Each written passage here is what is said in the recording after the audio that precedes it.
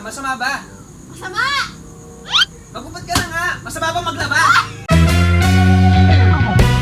Zonrox, Breeze, Palo-Palo, Palanggana, ready. Alright, mga kaaning. Sa akin yung mapapansin mga kaaning, nandito na naman tayo sa likuran mga kaaning. Dahil meron na naman tayong naisip na kaaningan para kay Boss Jesse mga kaaning. Time check tayo. 6:09 na po ng gabi mga kaaning. Nandito pa rin tayo sa ating likod. Dahil nga alam ni Boss Jesse ngayon mga kaaning na inaasikaso ko yung mga kalapati ko ngayon. Hindi niya alam, meron na naman akong naisip na kaaningan para sa kanya. Ingay ng motor, mga kaning. Yun nga, mga kaning, dahil open area dito sa likod namin, mga kaning, yung mga naka-muffler na motor dyan, kapag binarurot yung mga motor nila, Diyos ko, dinig talaga hanggang kwarto, mga kaning, no? So, pagpasensyahan nyo na, mga kaning, kung medyo may mga ingay na naririnig kayo dito. Anyway, mga kaning, ang gagawin nating prank para kay Boss Jessem sa oras na to, isasagawa natin ang maghubad ka na prank. Magubad ka na! Magubad ka na! Magubad ko na! Magubad ka na! Magubad ka na! Parang nga dito eh, no, mga kaning. Sigurado ako, mga kaning, iba din ang iisipin ni Boss Jessem. Alam nyo, kung green-minded ako, mas green-minded si Boss Jessem. Sa totoo lang, mga kaning. Kaya eto, mga kaning, kaya naisip ko nga tong prank na to, na kunwari, mga kaning, magubad ka na, magubad na ako eh. Pero hindi niya alam, mga kaning, maglalaba lang tayo. Alam mo yung malala dito, mga kaning, ganitong oras maglalaba ka ha. Nangyayari naman talaga na kahit gabi na, minsan maglalaba ka talaga, di ba mga kaning, lalo na kapag yung favorite shirt mo, yung pantalon mo, di ba, yung brief mo, panty mo, minsan talaga lalabahan pa natin yan kahit gabi.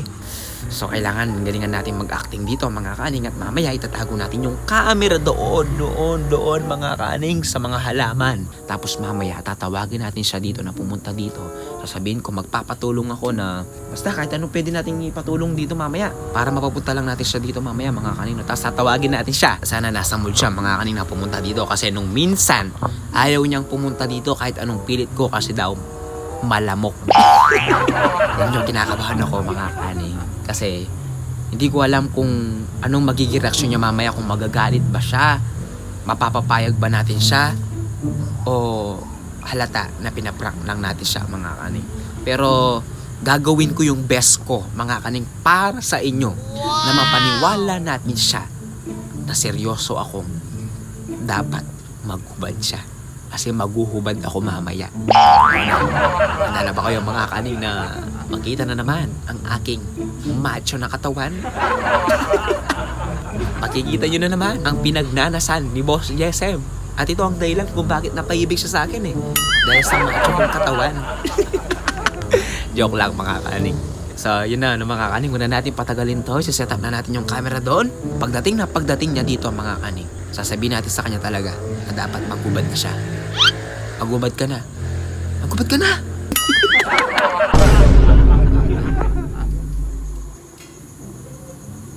Kalapati ko, mga kaning, yun.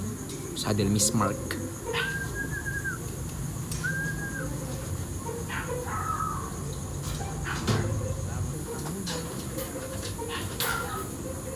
Let's go, guys. Tawagan muna natin si Boss Jessem.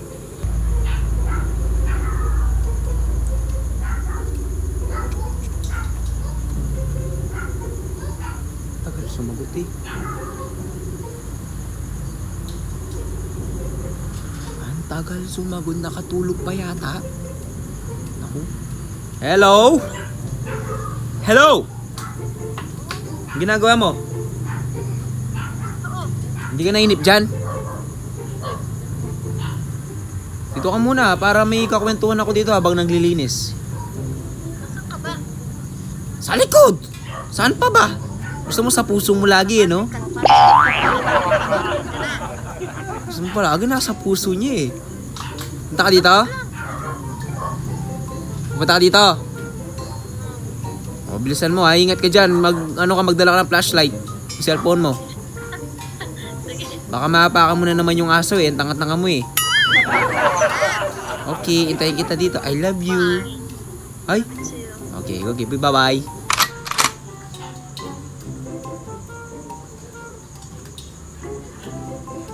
So yan mga kaning pupunta eh.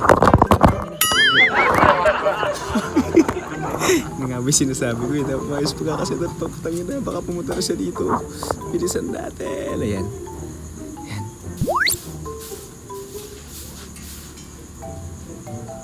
Siya mga kanin, nandiyan na siya.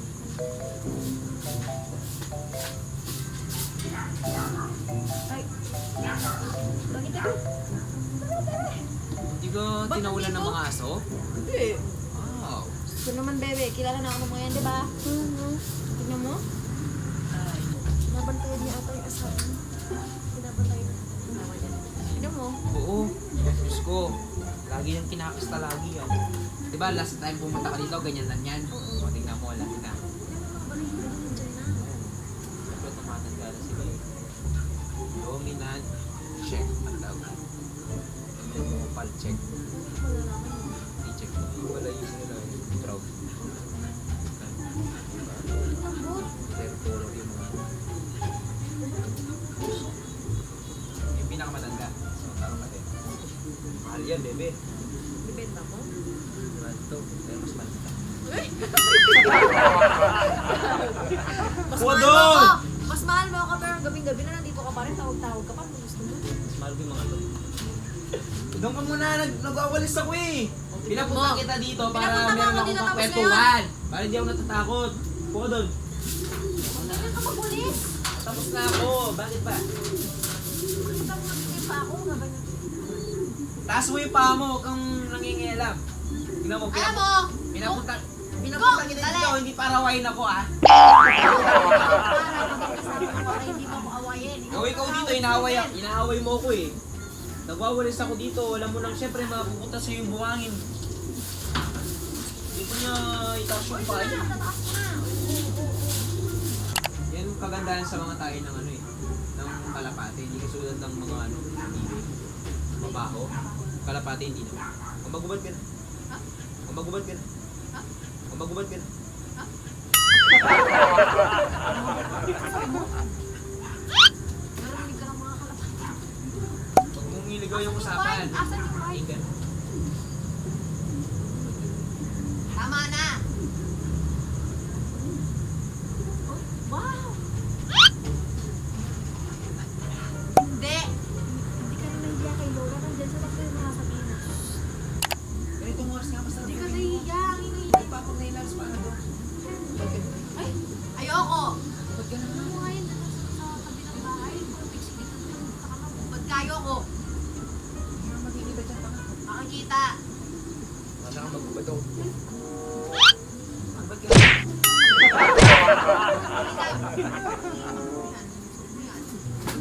Ayoko nga! Hindi ka na nahiya, ingay mo. Hindi ko nga papag na to nilagay mo dahil dito ako. Dito natin gagawin yun. Oras na. 6:49. Alas 8 uwi ka na. Alas 8 uwi ka na, di ba? Oo. Oo. Wala, gabi na. Ba't ka na? Bakit pa kita mga Ikaw na lang magubad. Ayun na. oras na nga. Gawin na natin yun. Bebe! Alam mo, magubad ka na. Tapos na yung usapan. Narinig ko ba yung mga sinasabi ko? Gusto ko pingi pa ako. Pingi ako. Kaya na ako magubad. Sige. Bebe, no. Magubad ka na nga. Hindi ka nahiya sa mga kalapati mo na Ba't ako mahiya? Bakit? Naisipan nila yan. Tingnan mo yung dalawang kalaban. natutulog na sila. Ano nga? Magubad ka. Magubad ka na. Masama ba? Masama!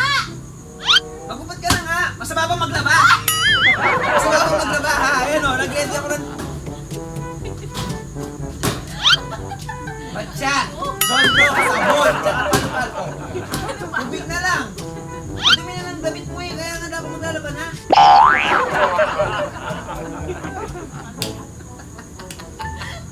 It's a prank! Bakit? Oh, eto pa, oh, pang ganun, oh. Oh, yeah, pabrush siya, tanga. Ang baho na ng damit ko, oh. Amoy kalapati na. Yung sa'yo, tingnan mo, tingnan mo. Bebe. Ang dumi na may ketchup. Kumain ka kanina ng ano, burger. Burger. Maglalaba kasi ako. Ako kasi anong iniisip mo eh. Gabing-gabi na maglalaba ka. Oo, yan nga yung masarap maglaba eh. Di nga mainit eh. Ay, tama na. Ikaw talaga, iba yung iniisip. Mas madumi pa yung utak mo sa akin eh.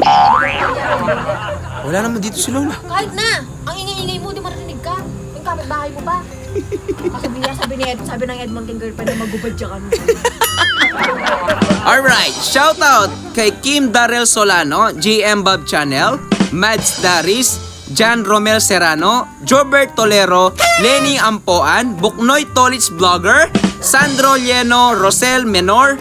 Shoutout din kay Jaden from Valenzuela, Edgar Benape Official, Boyet Napa. Shoutout din po kay Chona De La Fuente, Joyce Galsote. Shoutout din kay Zoren Somaboy, kay Melanie Solatorio at kay sa girlfriend ni Jandel, kay Christine Resente. Shoutout sa inyong lahat mga kaaning. O bebe, Oh, i-shopee mo. Narinig mo? gagawin ko Maglaba dito. ka na. Halika dito, ikaw nalaban ko.